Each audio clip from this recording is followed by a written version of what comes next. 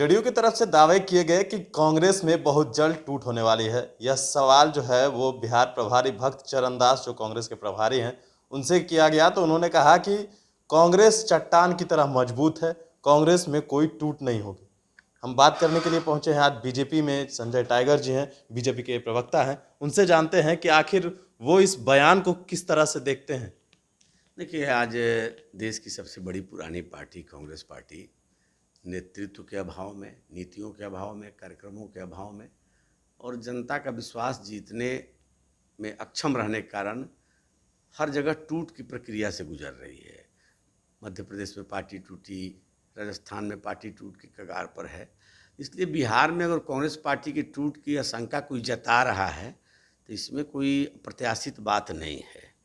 भक्त चरण दास जी को चाहिए कि पार्टी को बचाएं, पार्टी को एकजुट रखें। उनके लिए बड़ी चुनौती है। बिहार में कांग्रेस के विस्तार की कोई संभावना नहीं है, भविष्य दूर दूर तक कांग्रेस पार्टी का नहीं है। अगर जो बची खुची पूंजी है उसको अगर भक्त चरण दास जी बचा लेते हैं तो प्रभारी के नाते उनकी बड़ी उपलब्धि होगा।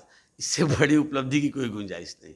एक सवाल है कि वो कह रहे हैं कि जो एनडीए की जो सरकार है वो खुद डामाडोल है, कब सरकार गिर जाए इसकी कोई गारंटी नहीं।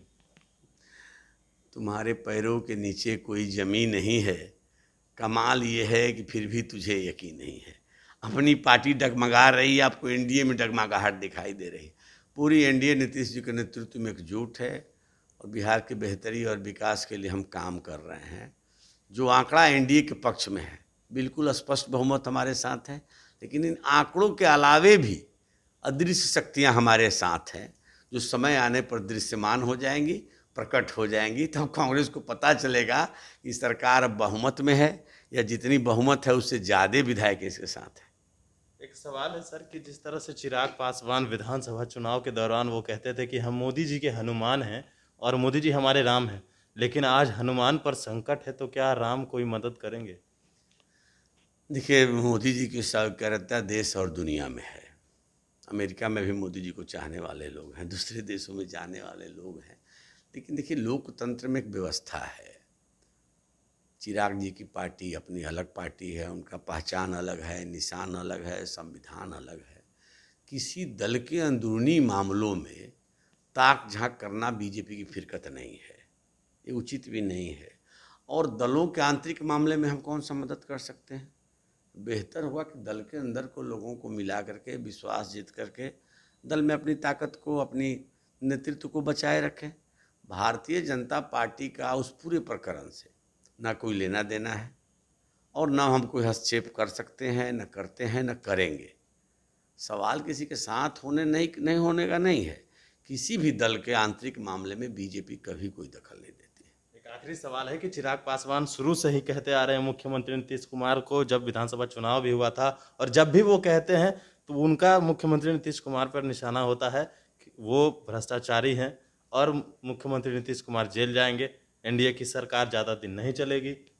देखिए, सभी राजनीतिक दलों का अपना अपना एजेंडा है, अपनी अपनी सोच है और वो नीतीश जी के खिलाफ में हैं, उनके विपक्ष में हैं।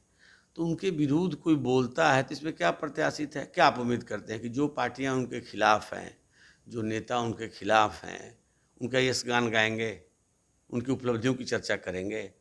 तो स्वाभाविक है कि राष्ट्रीय जनता दल के लोग हों, कांग्रेस पार्टी के लोग हों या जो भी विरोध में हैं नीतीश जी के या एनडीए सरकार के, उनसे यह अपेक्षा करना कि हमारी प्रशंसा करेंगे, हमारी तारीफ करेंगे, सरकार के उपलब्धियों को, खूबियों को प्रचारित प्रसारित करेंगे, ऐसी उम्मीद तो उनसे है भी नहीं।